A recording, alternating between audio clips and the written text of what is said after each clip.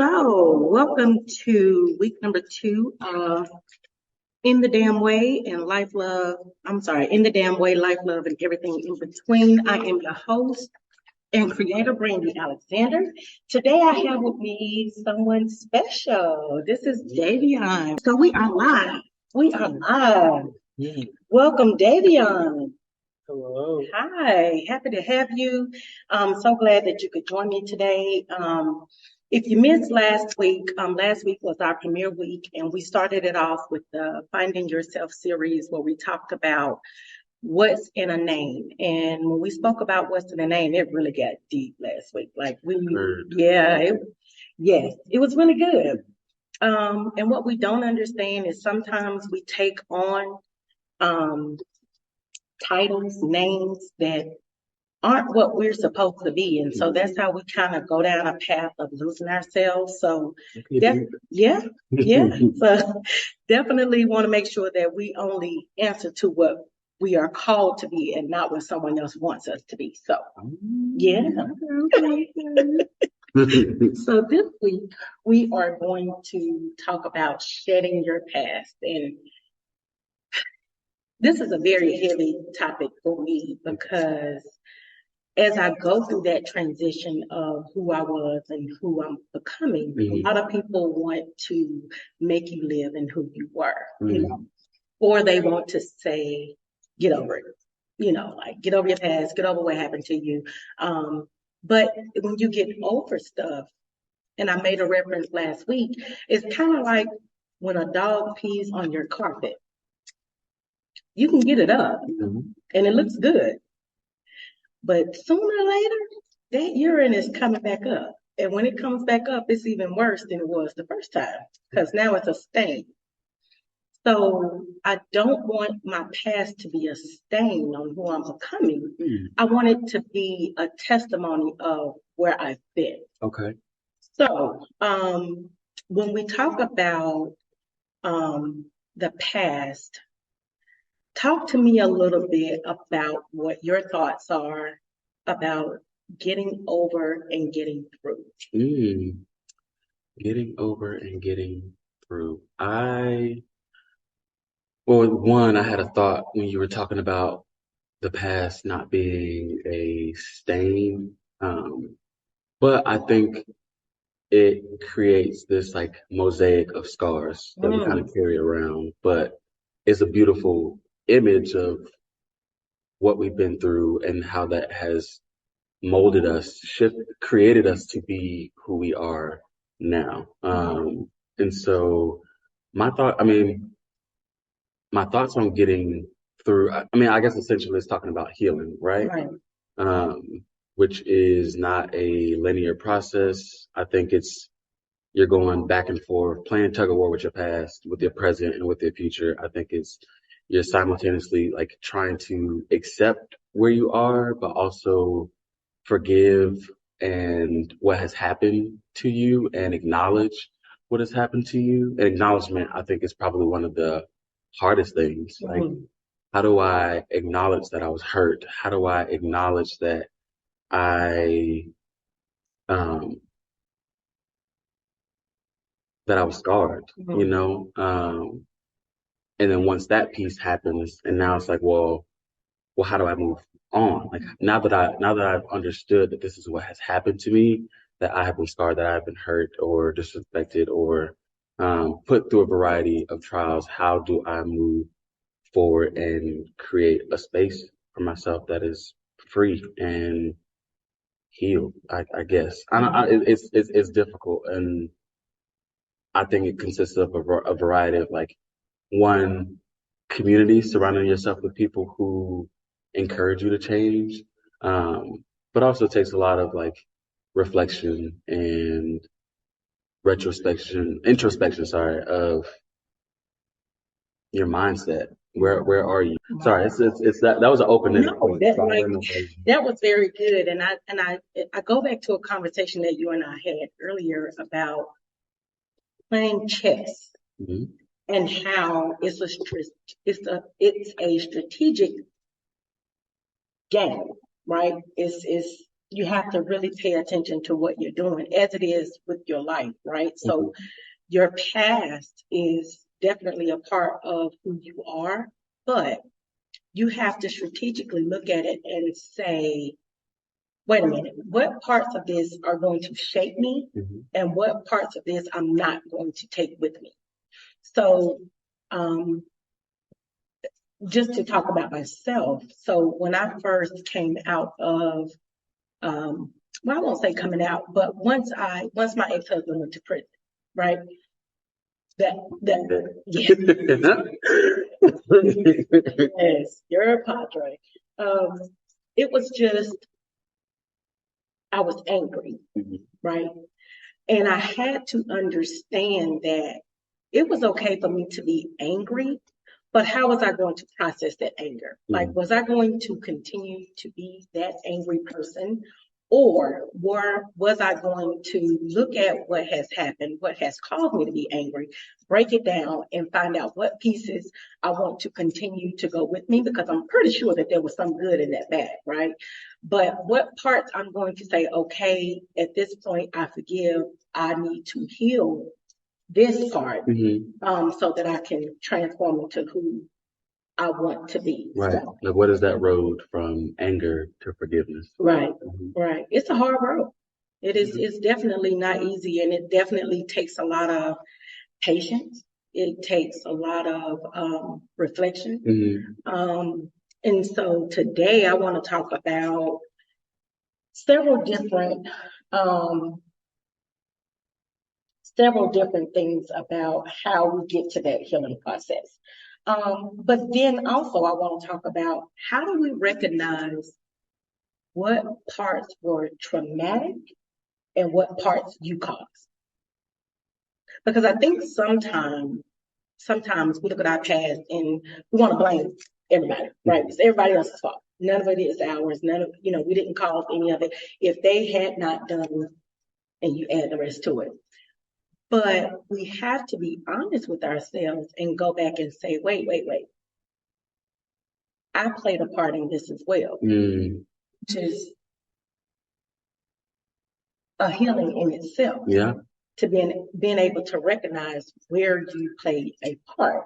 So let's talk a little bit about learning what's traumatic and what parts you caused. Like, when you talk about your past, have you been able to recognize the traumatic parts that someone else caused versus what you caused? How if you've dealt with that, how did you deal with it?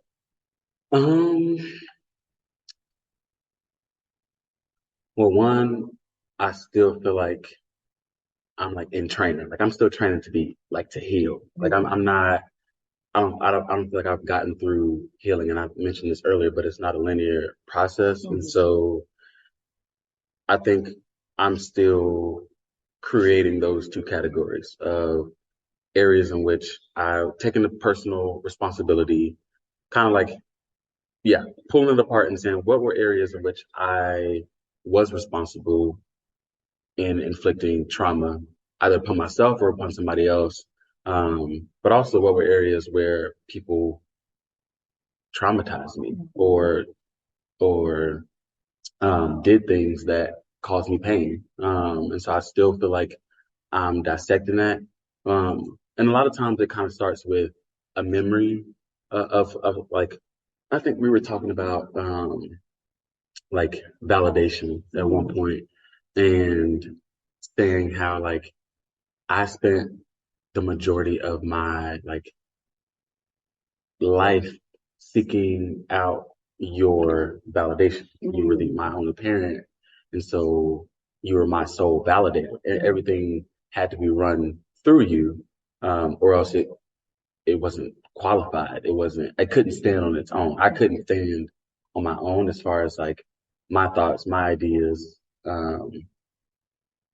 my experience either. Like, it had to be run through kind of this filter that I had put your name on. And so I had to like take that as like, yes, I grew up in a single parent household, and of course being the sole provider, like, of course you wanted to make sure that we performed our best, that we, um, you just had a lot of say. You had a lot of say in what we did. And so I think that was the part where I was like, okay, like I can see how, and this wasn't even like inflicting trauma, but it was more so just this idea that I created was in part in your like hands because you were not like the only person commenting on how I should do things in my life. And it was great. I needed the direction. But then it got to a point where I was like, well, I don't even know how to decide for myself. So then I think I started to think like, well, now what are ways in which I'm choosing to neglect my own like ability to validate myself? You know, now like what are ways in which I'm doing that instead of what are ways in which I'm neglecting to validate myself and choosing to be validated by someone else, anyone else. And so it happens like that, where it's like a memory, and then I'm like picking apart like whose fault it is. And the thing is, like sometimes these things are unintentional. Like that wasn't your intention to like create this dynamic between us. It just happened due to the circumstances. And so I also have to take away from that, like my hurt and my pain is valid. Like my emotions around it are valid, but like I have to look at it from a bird's eye point of view and see that like the circumstances surrounding that, it had to be that way for at least a while, or like things happened in a way that was just bound to happen. And so I think I may have lost my train of thought, but yeah, it's really finding those moments and just dissecting it. And I think at the end, it becomes like not as important as the who's. It's important who's like taking responsibility and things like that. And I think that is part of the healing. But once you get past that, it's like either way, it happened, and how do I heal? How do I move on? How do I learn and grow and I don't know, transform, I guess. Yeah. That was real. That was real.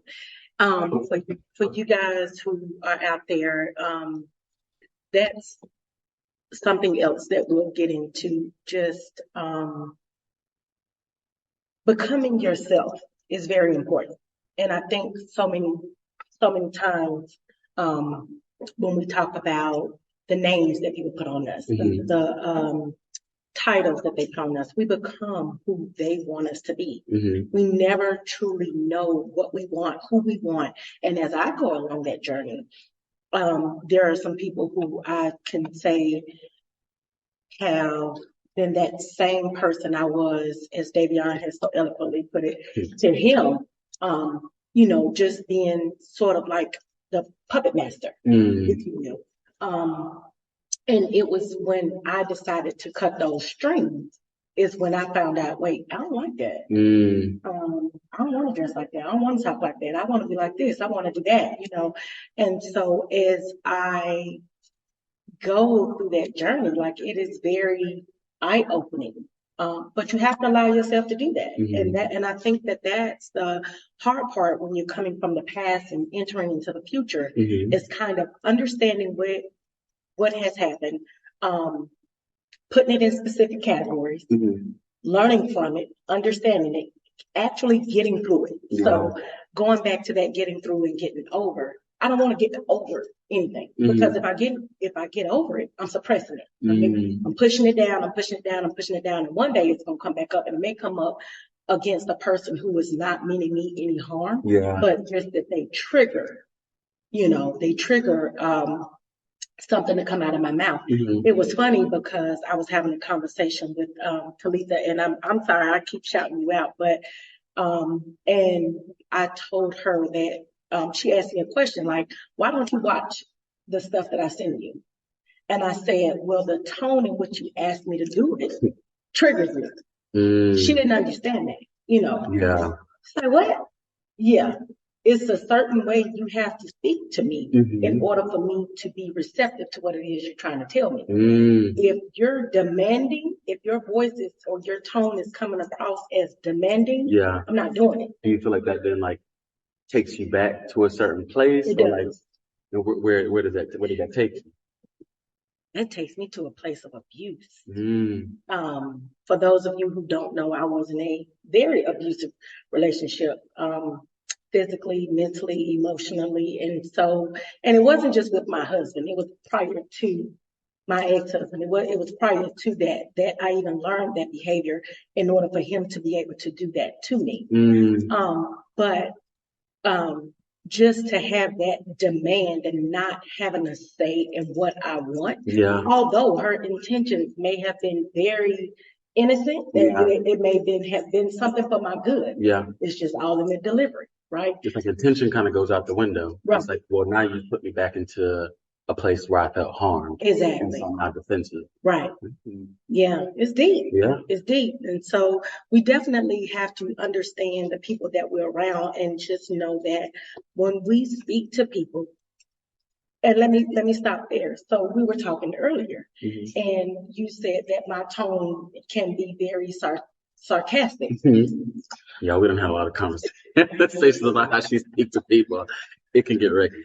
It can be. I have actually been called out as being the shady queen, and that's okay. I mean, I don't speak with harm, but sometimes I do speak out of turn, and I do have to be corrected.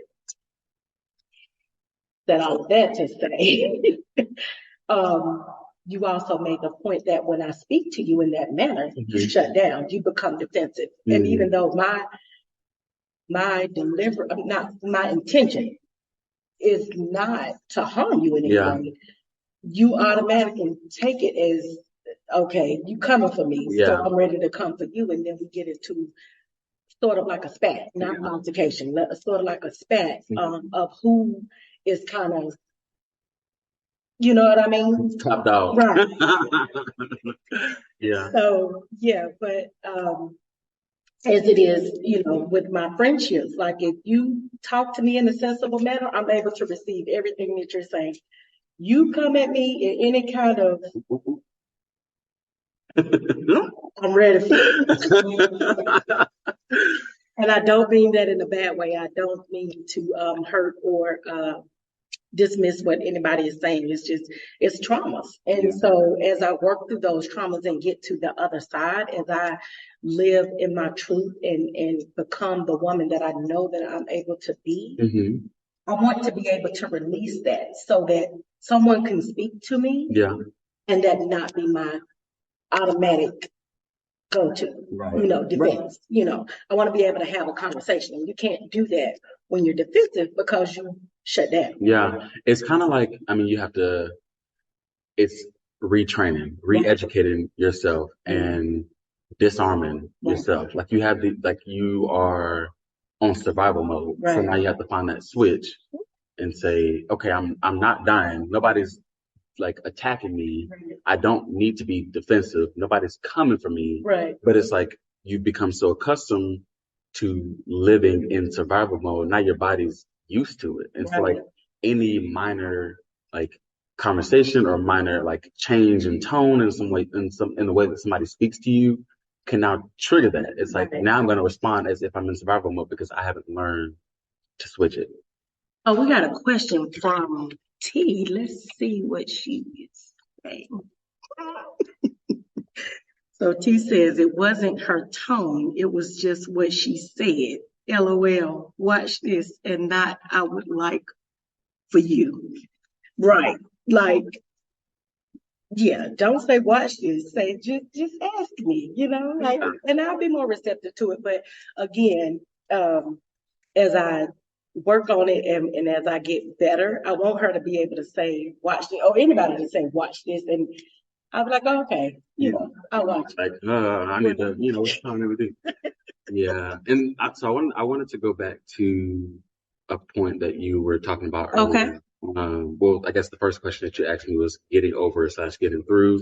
So like the difference between that and how you didn't want to get over it, you wanted to get through it. And it reminded me of something that my therapist said. Y'all, therapy is good. Yes, it is.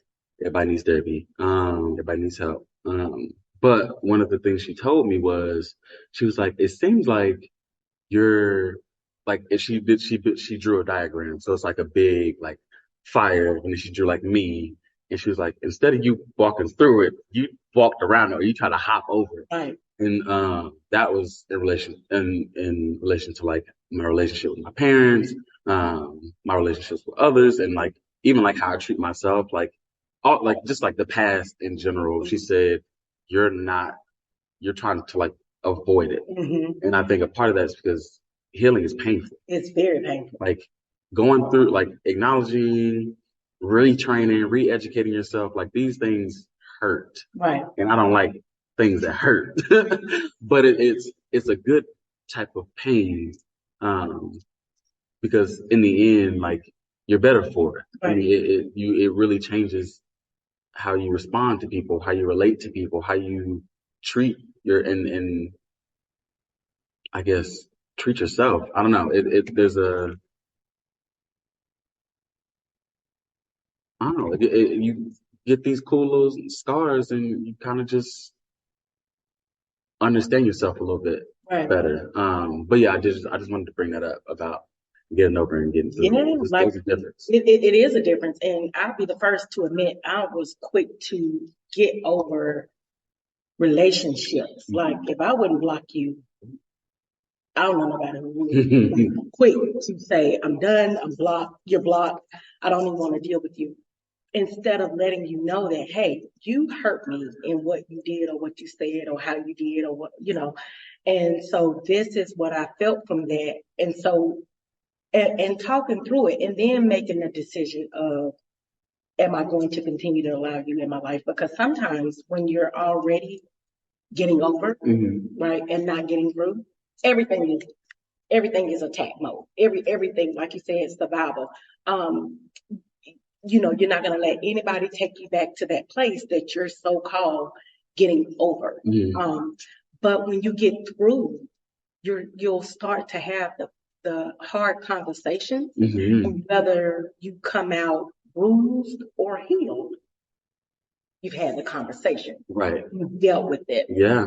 Talisa had another question. She said, but when do we as parents know when to stop guiding our kids or telling our kids what to do? Because my kids lived and still live in a two-parent household. Davion, would you like to try to take a stab at that? That is outside of my expertise as a parent. As a child. As a child, I mean, I think it has to like transform from telling them what to do to encouraging them.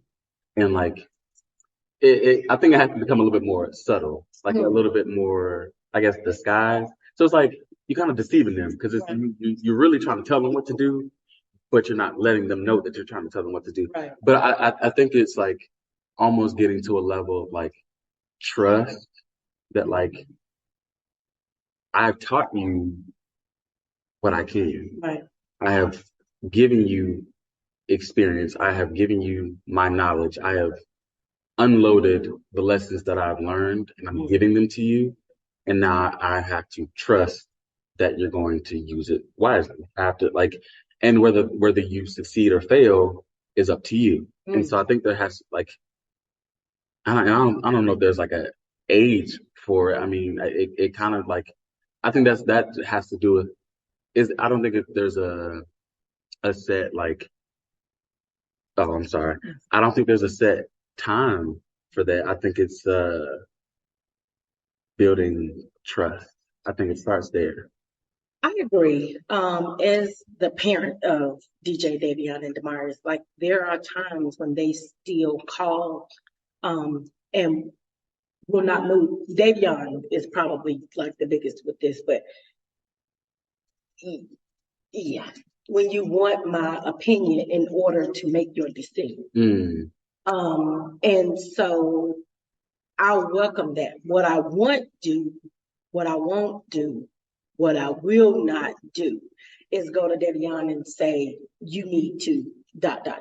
Right. I feel like that's me overstepping because at 18, the world has considered you an adult. And I'm trying to make you out to be the most responsible adult that I know that you can be. Mhm. In order for me to do that, I have to come out of child mode and go into adult mode. Mm. It's a hard transition. And it wasn't until we had, I don't know if you, well, I know you remember, but when we had the big conversation when I lived on Napa Oak, and it was kind of like a breakdown. Mm. But it wasn't just a breakdown, it was a breakthrough in me understanding you have to let this, allow this young man, I was about to say boy, but allow this young man to come into wherever it is he wants to be, because he feels like, although it's not it's not what you're doing, he feels like you're still holding on to his life and he can't be free. And so you just have to step back and be receptive to what they're going to, because they're going to do it regardless, right? So if you just have to step back, and I can't honestly say when that time is. All I know is at some point you just have to do it. Yeah. Yeah, you just have to do it. There are some decisions that I just want to grab my kids and say, wow. But then it's just like they have to learn. So, T, I hope that answered your question. If it didn't, I'm sorry I don't have the breakdown of how to let your kids be adults. All I can say is just stand in the shadows, allow them to become who they are going to become. Mhm. And also, you have to, I will say this, you have to take yourself out of their life. Mm. Be there for a helping hand, but take the reins off. Take your hold off that you've been trying to protect them and be the person that you thought they needed you to be. Like, take it off and allow them to just be. Mhm. And they'll either get it or they won't. Yeah. Yeah. So, I mean, that's how I look at it. Yeah. It's definitely helping me because I'm less stressed, because I'm no longer concerned about what it is they're doing. All I'm saying is I'm here if you need me, but yeah. So, great question. Great question. If any of you out there have any questions, please put them in the question and answer, and we will get to them as they come about. So I wanted to talk about how to begin the healing process. So let me tell you, I am 41 great years of age, and I'm just now starting the healing journey. Mhm. I do not want my children to have to wait till they get to my age in order to start healing. So I want them to heal earlier. I want them to understand what it means to heal. Also, I want to help anybody who has been or is of teenage years that are dealing with a lot to start their healing process now, because I understand that children go through a lot. Again, from someone who's dealt with abuse for a very long time. And the sad thing about it is abuse it can be in your face, but it can also be very subtle. You don't even know that it's happening to you. So, and we'll talk about abuse. We're going to get on that level and definitely break down that. But let me get back to the topic at hand. So, talking about how do we start the healing process. So, for me, the number one thing I had to do is understand what parts of my life I wanted to keep and what parts needed to be healed, right? So being a teenage parent, that's a part I want to keep. I don't take it back that I had my first child when I was 16, my second child when I was 18, my third child when I was 21. I don't take any of that back. What I do take back is the fact that the reason why I need to get through that healing process of it, right? So the reason why I had my son at 16 and my next one at 18 and my next one at 21, it might have been 22, I'm sorry, but was because I wanted someone to love me unconditionally. let me tell you. Um, Here we go again. So, when I was 9, my dad became estranged. Um, the relationship with my mom became estranged because the two of them decided that, I guess parents, I don't know. But what I know is the type of love that you're supposed to receive from a mother and father, I did not receive. I was not receiving that from my siblings. I was not receiving that from aunts and uncles. So I wanted someone to love me unconditionally and someone that I could love unconditionally as well. Also, I wanted to leave my mom's house. Only way I can do that is I had to create some type of split between her and I that I knew she would not be okay with. And that was a baby. Was it right? Absolutely not. But that part, that love that I was looking for and yearning for from her is the part that I need to heal, because I need to understand that I'm not going to get that time back. And so, do I want to forever be mad at her? Because I'm 41 and I still have a spirit of resentment about it. Or do I want to heal from that? So, just understanding what parts of your life you want to keep and what parts you want to heal. Do you want to put some more into that? As far as like starting the healing process, understanding. I think it has to start with a desire. I mean, like you have to want to heal. Like you have to want to uncover the darkest parts of your past, and that's scary. To then like relive those moments. And kind of put yourself back into it. Right. So the only way to heal from it is to move through it, and so you have to relive those dark moments. And but it's a little bit different because obviously that moment has already happened, so we're not actually living through it, but you're going through the same emotions, you're going through the same experience with a different lens, is what I say. And so it definitely starts with this desire to even want to heal and to want to face that and to turn around and kind of see what's behind you. But there's so much like freedom in it as well, because I think you have to get to a safe place before you can heal. I think you have to, like,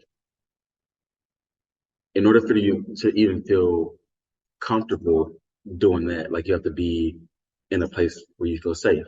Like if I'm still in it, I can't heal from it. I can't even. I'm so wrapped up in it. I don't know anything else.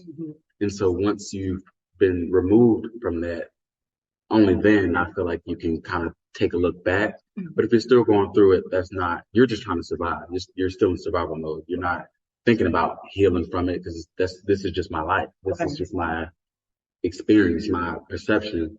And yeah, so getting to a safe place, finding that desire to want to face the past.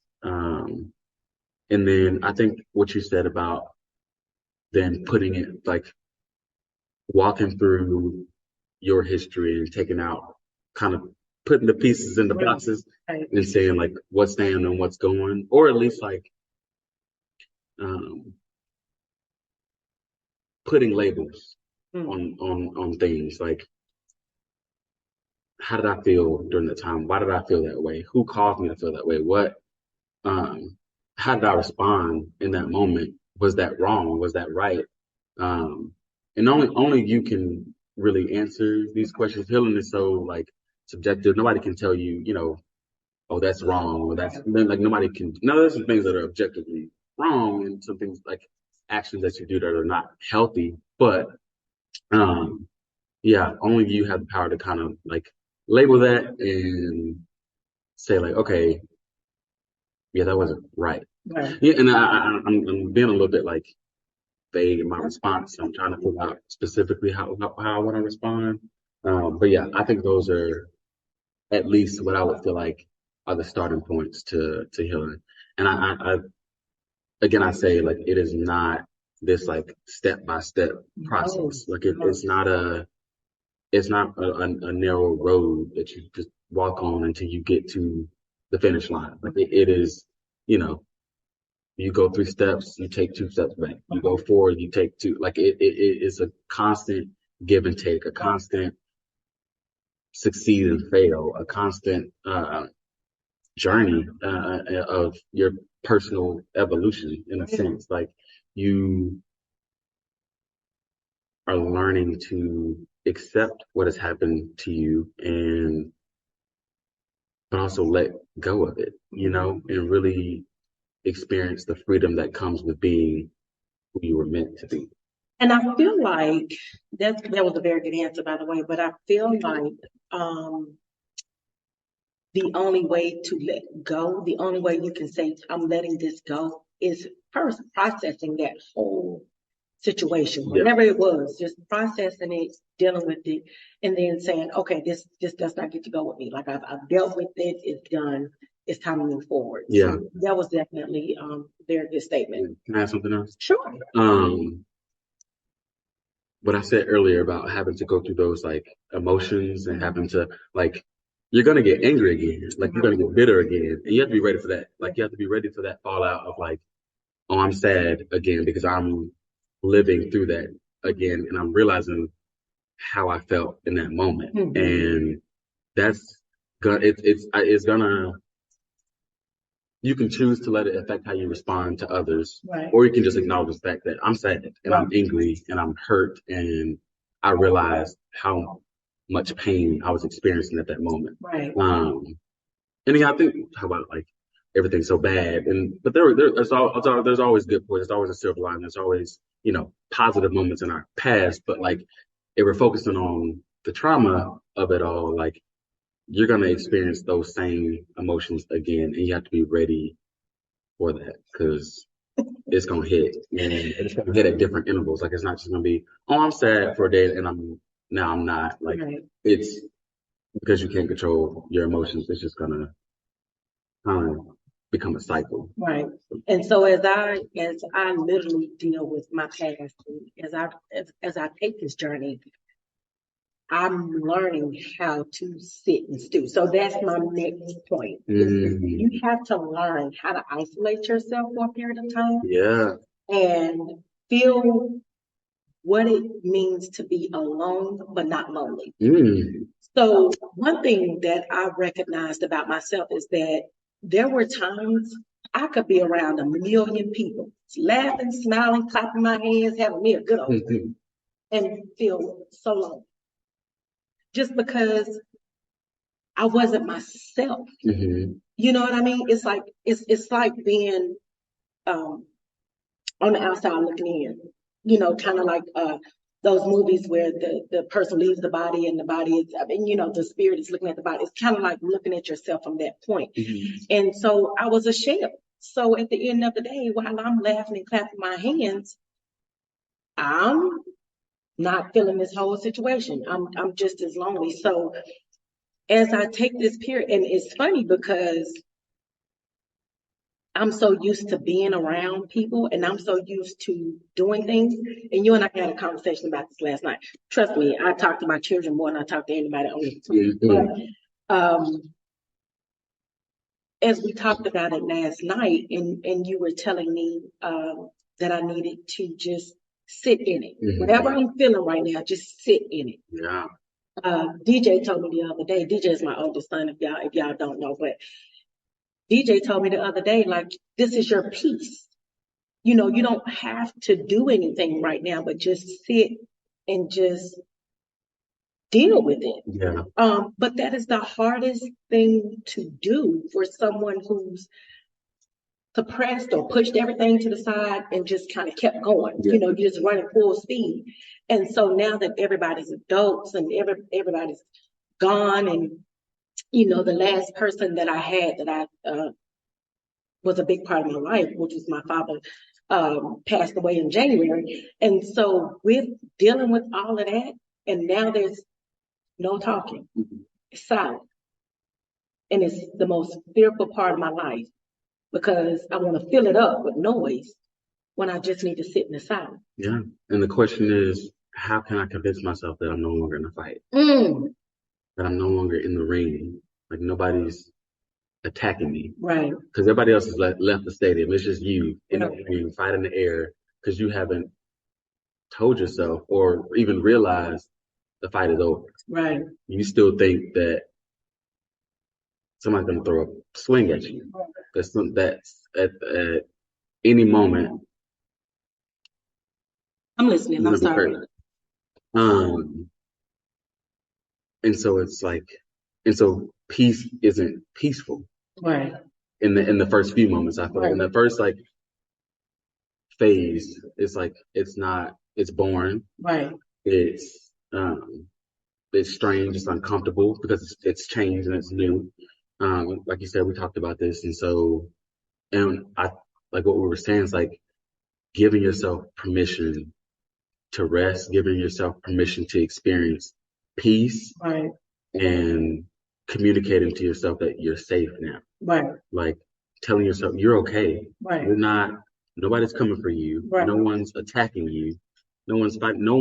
You're not responsible for anyone. Right. We're okay. Right. You can lay down. Right. You can sit down and everything's gonna be fine. Right. It's not the end of the world. Yeah.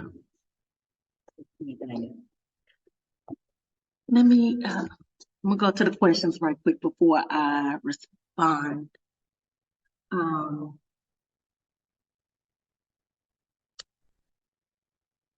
That's true, T. If you're still in it, you cannot heal. Dana says, do you feel like you need to let the people know that you're going through a healing journey? Meaning, when I'm going through the process and I get to the anger stage, then that individual is wondering why I'm moving differently. Do you say I'm on a healing journey, or do you just ignore them while on the journey because eventually you probably won't deal with them again? That's deep.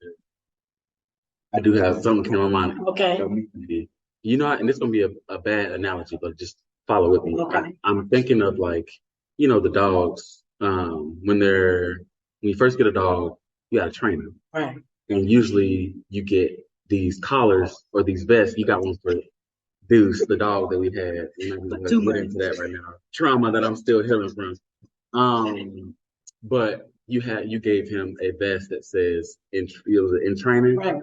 And so I think that is such it's a valid thing to do, is communicate to people like, hey, I'm still healing. I'm healing from this. Like, right. I think that is something that needs to happen. And I think that's a part of it, is like communicating to the people around you. Sometimes it's of course gonna show, right. But really like letting them know, hey, I'm processing how you make me feel, how you've made me feel, experiences that I've had with you that were not positive. And so I'm still processing, and I'm in that phase. I'm angry with you. Right. I had a conversation with a friend of mine, and they told me they were angry with me, and I was like, what did I do? Like what's going on? And they told me that they were grieving our relationship. And at first I was hurt by this. Wow. Yeah, I was big hurt. I've never heard anybody tell me they grieving a relationship. Yeah, talk about hurt. Yeah. But it ended up being a really great conversation in the end, because it kind of made me think, okay, well now I need to like look through our kind of the memory book of our relationship and kind of process what happened. And the crazy thing is, I was also grieving in a way, or at least experiencing bitterness that I wasn't processing. And so I think grief is when you're processing. I think that's right. That's when you're processing what has happened, and trying to like feel it and then, move on. But Right. yeah, that's a huge conversation that needs to happen when you're processing healing, you're in training, you're in healing mode. The people need to know that. And sorry, I kind of skipped over that. No, you're fine. You're fine. Praying, but yeah, when she told me that, I was like, of course, hurt and offended. Mhm. But then I was like, um, I had to stop looking at it from a narcissistic point of view. Because she didn't say that to hurt my feelings. The Right. intention wasn't to hurt my feelings. The intention was for her to communicate how she's feeling. Right. And that was her intention, was to communicate how she's feeling. It had no negative undertones of I'm trying to hurt you. Right. I'm trying to communicate with you in a way that shows love. I love you enough to communicate with you. And it's when you can do that, that means you feel safe. Or to some extent to say that to somebody. But yeah, it hurt, but it was real and it was necessary. So yes, I think you need to tell people. And then too, you cannot. So I'll tell you this. When my dad died, that was the most traumatic. I've never dealt with a death that close. Yeah. And so that feeling, that emotion was huge. And I had just walked away from my job. And so it was a lot that I was processing at that time. And I was involved in this and involved in that. And, I made the comment, I need time. I have to pull myself away from what I'm doing. Mm-hmm. I need time. And the most hurtful thing is when people don't respect what you're saying. When you say, I need time. Yeah. Because what that does is create a resentment for me toward you, because it's like you don't respect the fact that I'm dealing with a lot right now. Yeah. That was a lot. And to walk away from my position, I've worked all my life, and I decided to go and be an entrepreneur one day. Well, I ain't gonna say one day, but you know what I mean? I finally stepped out on faith. And so when I stepped out on faith and I'm trying to hear from God, and then my father died and I'm trying to process all of it. And then I tell you, I need to step away from you. And your response is, I don't receive that. Red flag. For the people in the back, don't do it, because all that does is make me look at you in a way that says, when I finish healing, you won't be at the end of the line. And you have to understand that everybody's not going to go. Yeah. Everybody can't. That's not their job. Their job was to get you, possibly, I'm not going to say everybody, but everybody has a place in your life, right? And so when that person gets to the end of that line, you have to be able to grieve that relationship. You have to be able to say, okay, this is done. I have to go. There's other things that I have to do, and I can't take you with me because I just can't. And so what that comment did for me is make me want to grieve that relationship, and it hit really hard. Yeah. But so definitely knowing that if someone does not hear you when I say hear you, when they don't give you that room or say to you, I understand, I'll see you on the other side, when they don't stand 10 toes down, flat-footed, and say, I got you while you go through your healing journey, if they rebuke any of that at any time, you definitely have to look at that relationship and say, you know what? When I'm done, you got to go. Yeah. Yeah. I ain't gonna remove you right now because I'm working through some other things and you're not on the top of that list. But when I'm done, we're good. Yeah. All right. So I hope, Dana, that answered your question. I know we went there and came back, but honey, that's what we do on In the Damn Way, life, love, and everything in between. We tell it how it is. But the next thing I would advise for you to do is to get a counselor or a therapist. Now, let me tell y'all, I'm the last person to talk about therapy. I went to my therapist and she gave me homework, and that was the last she saw me.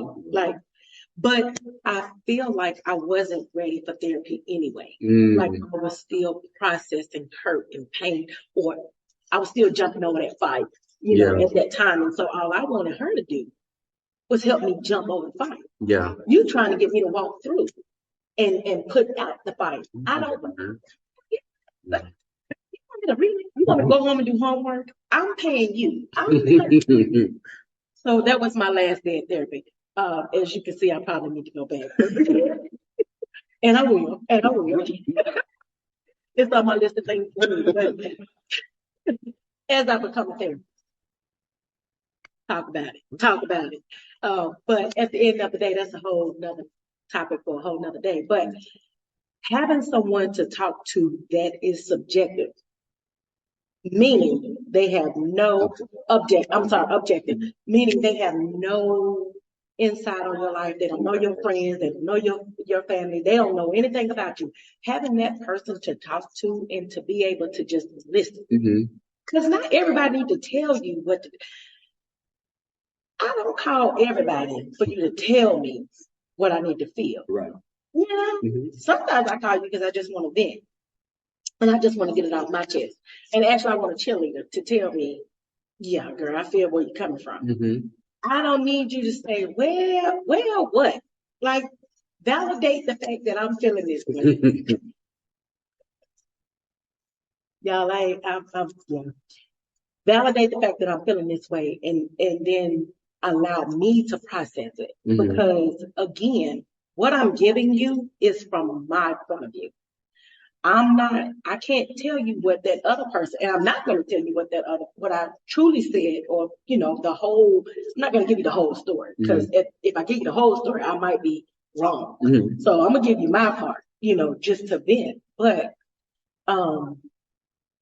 you have to, one, be able to tell that whole story, tell both sides, tell what you did, tell what you said, and then process it that way. And I feel like the only way you can do that is talking to people who do not know. Right. Because if you tell somebody who already knows, they've already picked a side. Yeah. Not that they mean to, but it's they want to be a friend to you. Yeah. You're my friend, so I'm team you. Who we need to go fight? What we need to do? I've had my friends say we can do it. We can make it happen. They don't want it, But at the end of the day, sometimes it's like, well, be you, brother. Yeah. And when I do hear my friends say I was wrong, I be mad. Hey, what? Supposed to be my friend, right? You're supposed to be on my side, right? Yeah. But did you hear me when I said that? Now you're reaching the story. Yeah. I think I missed the point. Right. You didn't get the whole thing. Let me run this back for you so you can hack me up. Yeah. So definitely talking to someone who has no kind of gain from anything that you're saying is definitely important, because it will, one, allow you to be truthful about what happened, and then two, allow you to process it a little bit better, in my opinion. Yeah. I said I'm going to school to be a therapist. I am not a therapist, so this is not therapy line 101. So what this is my opinion. Yeah. So all I'm saying is I feel like it helps you to open up more, because this person can't judge you of what they don't know. Right. And that's another thing too. We aren't truthful, and for me, I know when I was talking to her, I was giving her the bits and pieces I wanted her to know, because I didn't want her to judge me. I didn't want her to say, well, that whole situation is wrong in itself,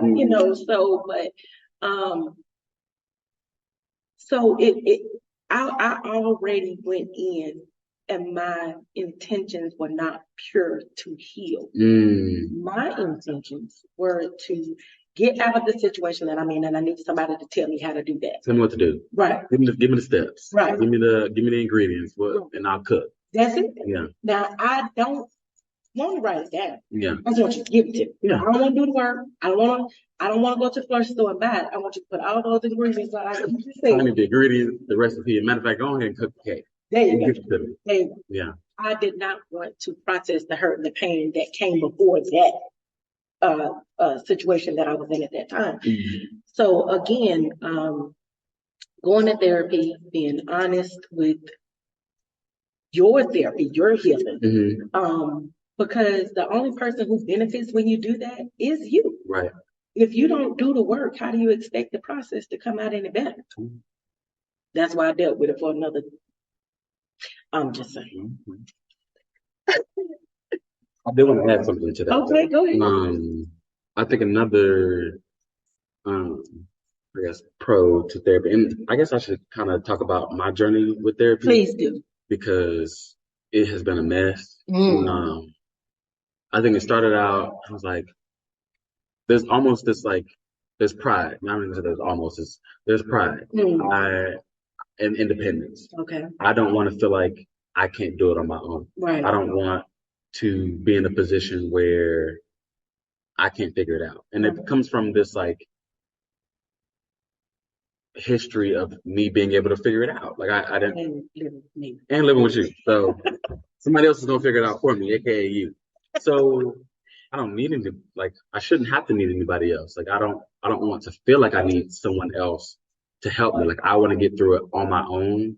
And so it started out that way. And so I was like, no, I'm not going to therapy. So I'm gonna figure it out. I'm gonna, unravel the past and do all the healing and all that stuff. And that's how I ended up jumping over Friday and not getting through it.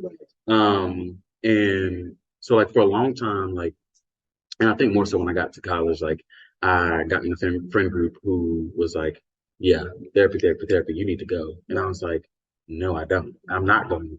And I think then it became out of spite, because now you're telling me I need it. Now I'm definitely not going. You're not about to tell me what I need to do. Right. No. So it turned into this almost rebellious type of response to I'm not going because you want me to go, because you're telling me I need to. And then they kept talking about it. So I was like, okay, maybe I should look into it, because at some point bullying works, And so, especially when you got friends who are just persistent and won't be quiet. So, so then I think I signed up, and I think one of the greatest things about it, so when I first started, there still was this I don't trust you enough to give you everything, and I'm gonna paint the picture that I need to paint so that you don't, see it all, or that, so I can communicate the right image to the therapist, which is, you don't need to do that because they're not going to judge you. They don't know you, which is also one of the pros of therapy. But that was my approach to it, was I'm not going to give you everything. I'm going to make sure I give you the right pieces so that either I come out the victim. so you see me as the victim. I was hurt, not the one who did the hurt. Right. And so, because oftentimes we don't want to admit that we have the capacity to hurt or to hurt someone or to inflict pain upon somebody else. We want to be the victim. We want to say, they hurt me. Right. It was their fault. Right. I didn't have nothing to do with that. That's not the case often. And so it took a while for me to take the personal responsibility and say, and it's still taking time for me to do that, because I'm I don't really want to tell people that. Right. But yeah, so then it kind of transitioned into that. And so I went back to I even ghosted my therapist at one point. So I say therapy is good, and I do mean that. But even I'm still developing in my relationship with therapy. I'm still trying to get to a point where I can go consistently, but also I have to do insurance, paying for it, all that stuff. But yes, and another thing I wanted to mention about going to therapy is that oftentimes the difference between going to a therapist versus relying on your friendships is oftentimes with your friendships, y'all each have baggage. And so in a friendship, y'all swap. Right. I take what you have, you take what I have. But therapy, I don't care about you. This is the one time where narcissism is perfect. Right. It's all about you. Right. It's literally all about you. I don't need to know your life. I don't need to know nothing about what you went through today. Right. I'm paying you. Right. So I'm going to give you everything. Right. And you can do that without feeling pressure, guilt, shame, any of those emotions, because again, you're paying for it, and that's their job. And so you don't feel this obligation to ask them about their life, because that's not important. It's not important to your healing how they got what they're going through in their life. It's strictly and holistically about you. Right. And so, yeah, that was my spiel. So two points from what you just said. One, that was another thing that was wrong with my therapist was that she thought I needed to hear what her story in order for her to tell me what I needed to do. We're not doing that. I'm paying you too much for it. And then number two, when you talk about being the victim, a lot of times when we unload, when we look at that past, we definitely want to be on that victim side because that makes us look good, right? But in reality, sometimes you cause that, which goes back to what we were talking about before. You have to know what parts are traumatic and what parts you caused. Wow. My last point is, and I know we went over time, but this conversation is really good. I really appreciate you. Rebuilding your circle, which we're going to talk about next week in more detail. Yes. But you have to make a list of your friends' strengths and weaknesses. If they have more weaknesses than strengths and you're on a healing journey, you cannot take them with you. You want to know why? Because you're going to soak up their weaknesses and it's not going to be conducive to your healing. I've used that word 3 times today. Conducive. That's the word of the day. I don't know. Yeah, that word. Okay, continue. But seriously, when you're healing, you need people to be on the same page. Not that you have to stop being friends, but you just have to know that, hey, I can't, right now, I have to remove myself in order for me to get to where I need to be. Because if I continue to soak up what you're giving, somehow it's going to stop me from healing because now I'm taking on and I'm looking at your situation and trying to put that into my situation and trying to I'm remaking a whole story when the story is already written, it's already done. But now I'm rewriting and saying, oh, you know what, that happened to me too. And so I need to deal with it this way because that's the way she's dealing with it or he's dealing with it, So you have to take their strengths and weaknesses and find out where in your healing process they're going to be. Are they going to be down here where you started until you get to the end? Or are they going to be with you through the process? Or can you meet them at the end? If they have more strengths, especially the strengths that you need, you might want to put them at the end and go ahead and deal with what you need to deal with because when they say you're not on my level, to me, that's a clear point of me not being on your level. So if we're at 2 different points in our lives and I've been through my counseling and I've been through this and I've been through that and we're friends though. So I'm listening to you. I'm understanding where you're coming from. I'm with you the whole way, but then I can't allow what you're going through to take me back to where I was. That makes sense? Yeah. So I can encourage you to do what you need to do, but I cannot stay in this with you because it re-triggers me when I've already dealt with that and I've already healed from that. So again, just knowing your friend circle and saying, okay, where do I want to put them? And also knowing that if you're both dealing with traumas, if you're both dealing with traumas and they're not working to heal, you have to leave them back there. Because if not, again, they're going to stop your healing process. Not intentionally, but they're gonna, and you're gonna allow them because that's your friend and you want to take them with you. And you feel like, oh, I have to be there. No, you have to worry about you first, which is what you're constantly telling me. This is about you. This is about you. You. It's okay to think about you. But when you dealt with other people for so long and absorb what other people want for so long, it's really hard to get to that point to where you say it's about me. So definitely rebuilding that circle and putting people in the positions that they're supposed to be in and not allowing someone else to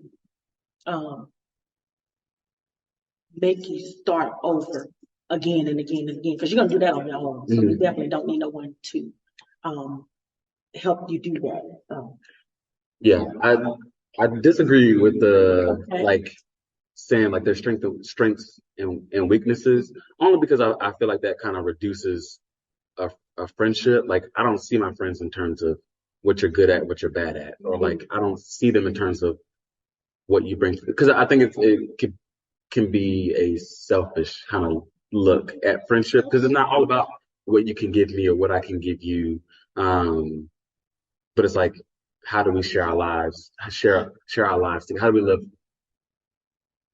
How do we live life together? Okay. In a friendship.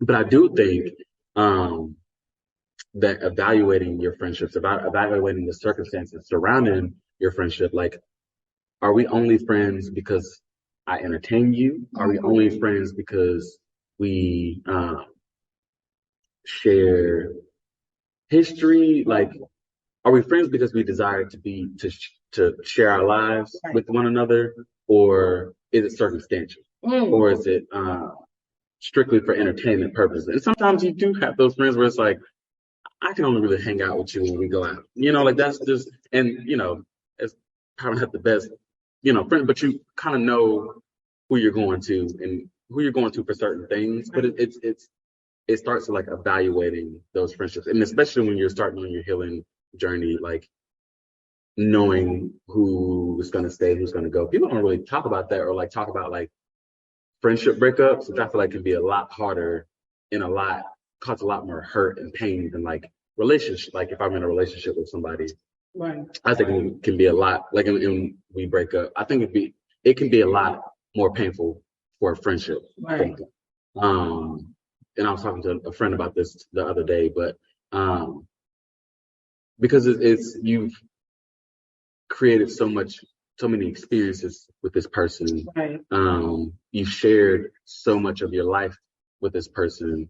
And oftentimes it's not the case. Sometimes you didn't really share a lot, and that's why it ended. But again, sorry, I don't want to go too far into that. But I think it does start at like evaluating the circumstances surrounding our relationship. Why are we friends? Right. Like how are we friends? Right. That's I'm gonna leave it at that. And when you do that, in my mind, that's when you start saying, what's your strength and what's your weakness? Because if you can't add to me, friend, soul, mother, father, sister, brother, I can't be. Yeah, you can't be in my life because it doesn't do me any justice if you're taking and not giving. Okay. Yeah. So when I say that, maybe I said it incorrectly. I'm good at going somewhere and coming back. But when I say that, it's more like, where do you fit? Are you adding or are you taking away? Because if you're taking away too much to where I can't constantly be who it is I need to be, you can't be my friend. Yeah. And so I have to leave you back here. My account is an overdraft. I can't spend money. I can't contribute no more energy to you. I'm in a deficit. They get ready to put the NSF fee. You got to go on. Notice is on the door. See what I'm talking about? Well, Davion, thank you so much for joining me today. I have enjoyed you. I hope that you come back and do another show with me. You guys that are out there, if you ever want to come and sit on the show and have a conversation, it's fun. I have a good time. I have a good time just talking about me. I am definitely a character in itself. But please go to my website, www.therealbrandyalexander.com, and go to the contacts page. Let me know what show you want to be on, and I'll definitely try to get you there. Otherwise, you can rewatch this on YouTube or on my Facebook page. It will replay also on Apple Music, Spotify, RSS.com. Yeah. We out here. As I've been saying all day, don't play with it. You somebody a little phrase and it just. But again, I have enjoyed having you on the show. This is my baby right here, so it's always a good conversation when we get together. So definitely have enjoyed you. Thank you all for tuning in. live. I hope that you guys come back next week as we talk about creating boundaries. That's gonna be good. That's gonna be real good. So thank you guys again. You guys have a wonderful weekend. Happy Pride Month to those who are celebrating. I got my shirt. I'm out here in these streets. And I'm gonna have me a good time. So you guys have a good weekend and thank you again. Bye.